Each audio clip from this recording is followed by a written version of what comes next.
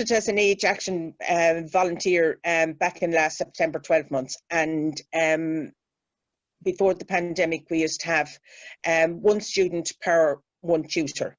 And the advantage of this is that rather than somebody going off to a class and learning something, then to go home and be faced with a device that's totally different, it's very hard to apply the theory to it.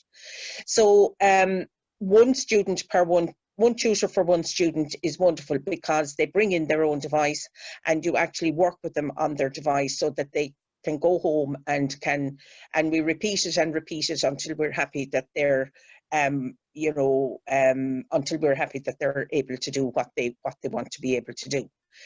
And in the pandemic then I'm on my third student, and all my students have been of intermediate standard, which means that they have some knowledge of their device. For instance, one lady would have worked in the area but hadn't done anything much in the last 5 or 6 years, so things had caught up with her and just needed a bit of reassurance and a bit of know-how. One of the big things that nearly everyone has asked for is, can I set them up on Zoom? And I've done that successfully, and we join a meeting and then we set each other up for Zoom meetings and that sort of stuff, and generally get them used to the whole Zoom setup. The main thing, I suppose, when dealing with people online, and it's true, pardon me, it's true also of volunteering in general, dealing with computer stuff, is that I assure them before we start, I assure them before we start that there's no such thing as a silly question, so that kind of frees them up to ask anything that they're unsure of, or they don't understand, or there's gobbledygook that they don't understand. And one of the other things that has turned up recently is there's an awful lot of messages coming up on people's computers, like in relation to maybe their antivirus, that they have a free one and they're looking for they're promoting the more advanced one that you have to pay for. And as a result of that, they don't know, whether it's serious or whether it's to be ignored. And that's another thing that I help them with in the course of the 5 weeks, the 5 hours that we're able to give them. So that's about it really. As far as concerned, I think anyone, I haven't yet started with somebody who's a beginner remotely, so I'm looking forward to that, because I think that will be a real challenge. But there's ways and means around that too, so we'll sort something out in the future. As regards to, would I encourage people to do it? Yes, I would, because like David said previously, it's very rewarding. And in the current climate, I've always looked forward to going to the library to do the classes beforehand, and to just doing the online stuff with them now. It really is very rewarding to kind of feel that you've allayed fears of somebody, and all of the people that I've been dealing with have been exceedingly nice and kind people. So I think that's about all I have to say. Brilliant, Mary. Thank you so much. Yeah, it gives a good overview of it. So it's 5 hours typically you give to one person. Pardon? That's what you said. It's 5. You have 5 contacts with that one person once you're assigned to them. Yes. So these days now, that means you phone them 5 times and go through whatever their problems are.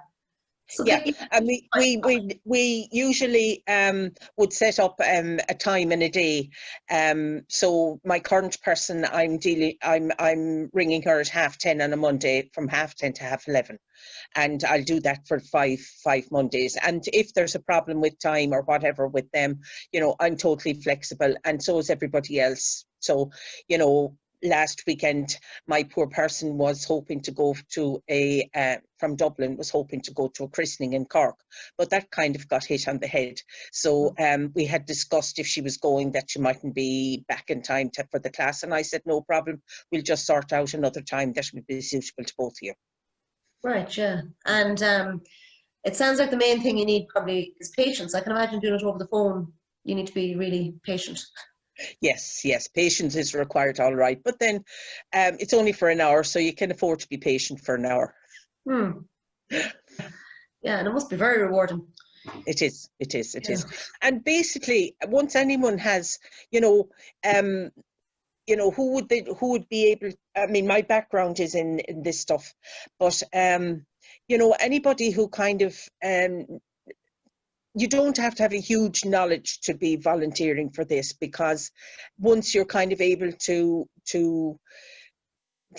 once you're able to do any little bit at all, you'll be a lot better than the poor person who does no knowledge at all. So once you can share that, that's good.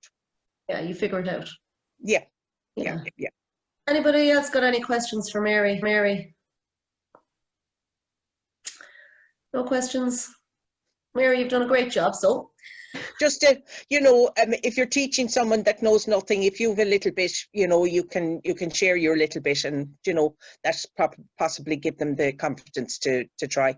Most people who when they start, if they don't know anything about a computer, they're afraid of their daylights, that they'll press a button and delete everything. And I think once you can get them past that stage, you've done a good job. Of course, and it must be so empowering for them then to be able to make video calls and to do their shopping or do their banking online or whatever. The things that we can all do online now, it's a whole new world for them. Especially in a pandemic. It's a very useful thing. Wonderful. Right, well, we'll move on if that's okay. Yeah. If no one else has anything else, we'll move on to John. Thank you very much, Mary. Yeah, I leave now if that's okay. No problem. The link to the role with Mary, that Mary is doing, there's a link to that role there that Olivia has put in the chat. If anybody is interested, you can just click into that link there. And again, if you hit register interest, then Oisin, who is Mary's volunteer manager, will be in touch with you. And it doesn't mean you're obliged, it just means you start the process of inquiring about it.